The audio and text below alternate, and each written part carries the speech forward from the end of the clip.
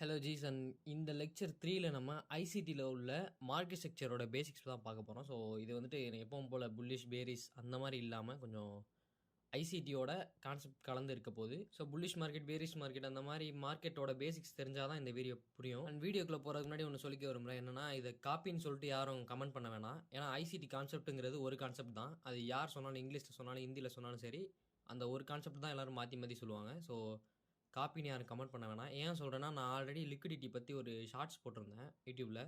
அதே இந்த channel copy அப்படின்னு சொல்லிட்டு ஒரு கமெண்ட் வந்துருந்துச்சு. அந்த சேனல் நான் கேள்விப்பட்டது கூட கிடையாது. பட் ஆனால் அந்த கமெண்ட் வந்துருந்துச்சு. அதுக்கப்புறம் தான் நான் அந்த சேனலை போய் பார்த்தேன். பட் ஆனால் அந்த மாதிரி கண்டென்ட்டே இல்லை. பட் காப்பி ஃப்ரம் இந்த சேனல் அப்படின்னு சொல்லிட்டு போட்டிருந்தாங்க. ஸோ அந்த மாதிரி யாரும் போட வேணாம். ஏன்னா ஐசிடி கான்செப்ட்டுங்கிறது ஒன்று தான். அப்படி காப்பின்னு பார்த்தா எல்லாருமே நம்ம மைக்கேல் ஜே ஹடல்சன்லேருந்து காப்பி பண்ணது தான். இதை சொல்லணும்னு நினச்சா சொல்லிட்டேன். இந்த மென்டார்ஷிப்பில் இருந்து நம்ம அடுத்தடுத்து ப்ராக்டிக்கல் கிளாஸ் சார்ட்ஸில் நம்ம பார்க்கலாம். நான் ஆல்ரெடி ப்ரெடிக்ட் பண்ண மாதிரியே ஃபஸ்ட்டு 2 மென்டார்ஷிப் வீடியோஸ் ஒழுங்காக போகல. எனக்கு தெரியும் அது ஒழுங்காக போகாது. ஏன்னா அது ப்ரொமோட் பண்ணுற மாதிரி நான் எந்த ஒரு ஆக்ஷனுமே எடுக்கலை.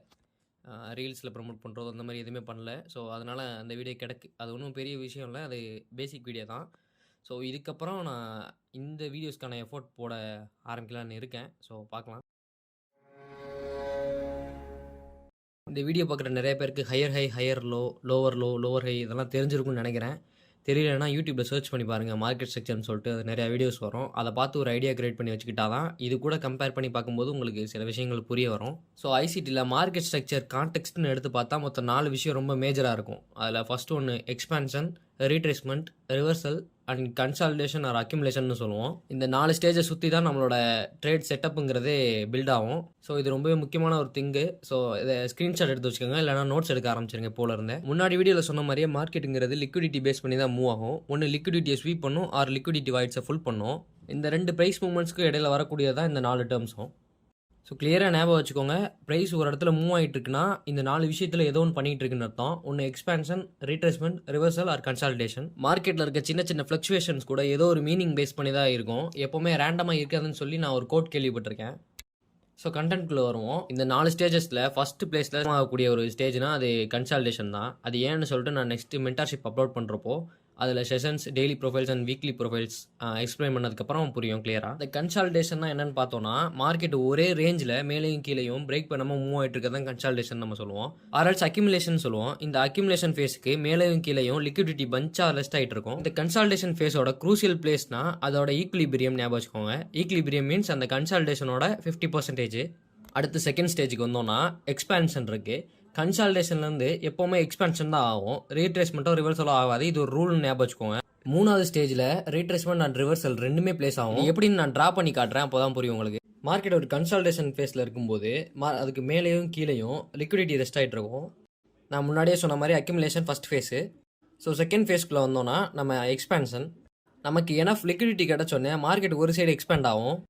எக்ஸாம்பிளுக்கு நான் இப்போ பை சைடு எக்ஸ்பேண்ட் ஆகுதுன்னு வச்சுக்கிறேன். பட் ஆனால் மார்க்கெட்டோட உண்மையான ஆர்டர் ஃப்ளோ, அதாவது லாங் டேர்ம் ஆர்டர் ஃப்ளோ பியரிஷாக இருக்குன்னு வச்சுப்போம். இந்த இடத்துல புல்லிஷாக எக்ஸ்பேண்ட் ஆன மார்க்கெட்டு மேலே இருக்க லிக்விடிட்டி எல்லாத்தையும் எடுத்துகிட்டு ஒரு ரிவர்சல் கொடுக்கும். ரிவர்சல் கொடுத்து அதுக்கு முன்னாடி இருக்க ஸ்விங் லோ பிரேக் பண்ணி மார்க்கெட் அகைன் பியரிஷ் மோடுக்குள்ளே போவோம். ஸோ இந்த கேஸில் தேர்ட் ஃபேஸில் இருக்கிறது ரிவர்சல்.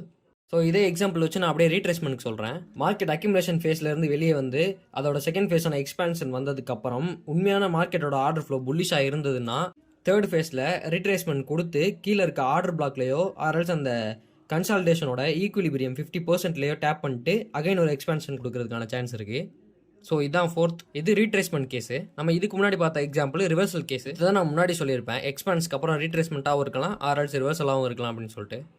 புரியலைன்னா அகைன் ஒரு டைம் பாருங்கள், நோட்ஸ் எடுத்துக்கோங்க. அப்போ தான் இன்னும் கொஞ்சம் நாள் கழிச்சு திருப்பி பார்க்கும்போது புரியும். இதுதான் மார்க்கெட்டில் இருக்க ப்ரைஸ் டெலிவரியோட 4 ஸ்டேஜஸ். ஸோ ஒன்றுக்கும் ஒரு எக்ஸாம்பிள் பார்த்துடலாம். இப்போது ப்ராக்டிக்கலாக மார்க்கெட்டில் நான் முன்னாடியே சொன்ன மாதிரி கன்சாலிடேஷன் ஃபேஸுங்கிறது ஒரு ப்ரைஸ் ரேஞ்சுக்குள்ளே மார்க்கெட் வெளியில் பிரேக் பண்ணாமல் சுற்றிக்கிட்டே இருக்கும். கன்சாலிடேஷன் ஃபேஸோட ஒரு க்ரூஷியல் பாயிண்ட்னா அதோட ஈக்குலிபிரியம். சேம் லைக் நம்ம எக்ஸ்பான்ஷனுக்கு பார்த்தோம்னா புல்லிஷ் மார்க்கெட்டில் ஒரு புல்லிஷ் மூவ் கொடுத்தா அதை தான் நம்ம எக்ஸ்பான்ஷன் சொல்லுவோம். சேம் லைக் நமக்கு பியரிஷ் மார்க்கெட்டுக்கு பியரிஷ் மூவ் கொடுத்தா அதுவும் எக்ஸ்பான்ஷன் தான். ஸோ அந்த எக்ஸ்பான்ஷனுக்கு க்ரூஷியல் பாயிண்ட்னா ஆர்டர் பிளாக்ஸ்னு சொல்லலாம். முக்கியமாக நம்ம இந்த கன்சாலிடேஷனில் இருக்க ஈக்குவிலிபிரியத்தில் இருக்க ஒரு ஆர்டர் பிளாக். அடுத்த ஸ்டேஜ் நமக்கு ரீட்ரேஸ்மெண்ட் பார்க்கலாம். மார்க்கெட் புல்லிஷாக இருக்கும்போது ஒரே ஐடியா மார்க்கெட் எக்ஸ்பேண்ட் ஆகி மேலே போயிடாது. கொஞ்சம் பியரிஷ் மூவ் கொடுத்து மேலே போகும். இந்த பியரிஷ் மூவ் தான் நம்ம ரீட்ரேஸ்மெண்ட் சொல்லுவோம். இதோட க்ரூஷியல் பாயிண்ட் நமக்கு லிக்விடிட்டி வாய்ட்ஸ்னு சொல்லுவோம். Or liquidity gaps. புரிகிற மாதிரி சொல்லணும்னா ஃபேர் வேல்யூ கேப்னு நிறைய பேர் சொல்லி கேள்விப்பட்டிருப்பீங்க, எஃப்இஜின்னு சொல்லிட்டு. மார்க்கெட் புல்லிஷாக இருக்கும்போது ஒரு பியரிஷ் மூவ் கொடுத்து இந்த ஃபேர் வேல்யூ கேப்பை ஃபில் பண்ணிவிட்டு அகைன் மார்க்கெட் புல்லிஷாக மாதிரி மேலே போகும். ஸோ இதை தான் நம்ம ரீட்ரேஸ்மெண்ட்னு சொல்லுவோம். ஸோ லாஸ்ட்டாக இருக்குது ரிவர்சல் ஸ்டேஜ். ஸோ இந்த ரிவர்சல் ஸ்டேஜோட ரொம்ப க்ரூஷியலான பாயிண்ட் எதுனா நமக்கு லிக்விடிட்டி பூல்ஸ்னு சொல்லலாம். லிக்விடிட்டி வாய்ட்ஸுங்கிறது வேறு, லிக்விடிட்டி பூல்ஸுங்கிறது வேறு, ஞாபகம் வச்சுக்கோங்க. லிக்விடிட்டி பூல்ஸ்னா இப்போ கரண்ட் மார்க்கெட்டுக்கு முன்னாடி ஃபார்ம் ஆகிருக்க ஓல்டு லோஸ் ஆர் ஓல்டு ஹைஸ்ன்னு சொல்லலாம். மார்க்கெட் புல்லிஷாக இருந்து ஒரு ஸ்விங் ஹை எடுத்ததுக்கப்புறம் ஒரு ரிவர்சல் பேட்டர்ன் நம்ம எதிர்பார்க்கலாம் பியரிஷ் எக்ஸ்பேன்ஷனுக்கு. நான் சொன்னது புரிஞ்சிருக்கும்னு நினைக்கிறேன். நான் இனிமேல் சொல்ல போகிற கான்செப்ட் எல்லாமே தனித்தனியாக பார்த்தா ஒரு மாதிரி தான் இருக்கும். பட் ஆனால் எல்லாத்தையும் ஒன்று சேர்த்து பார்க்கும்போது தான் இதுக்காக தான் நம்ம இது படித்தோமா அப்படின்னு சொல்லிட்டு ஒரு ஐடியா வரும். ஸோ இந்த வீடியோஸ்லாம் பார்க்கும்போது ஒரு ஸ்க்ரீன்ஷாட் எடுத்து வச்சுக்கோங்க, நோட்ஸ் எழுதி வச்சுக்கோங்க. ஸோ அது ரொம்ப யூஸ்ஃபுல்லாக இருக்கும் நம்ம அடுத்தடுத்த கான்செப்ட் பார்க்கும்போது. ஸோ இவ்வளோதான் guys, இதுதான் நம்ம மென்டார்ஷிப் 3. அடுத்த வீடியோவில் இன்னுமே சூப்பரான கான்செப்டோட வரேன். ஏதாவது டவுட்ஸ் இந்த கமெண்ட்டில் கேளுங்க, ஆர்எல்ஸ் டிஎம் பண்ணுங்கள் இன்ஸ்டாகிராமில். Stay tuned and bye by.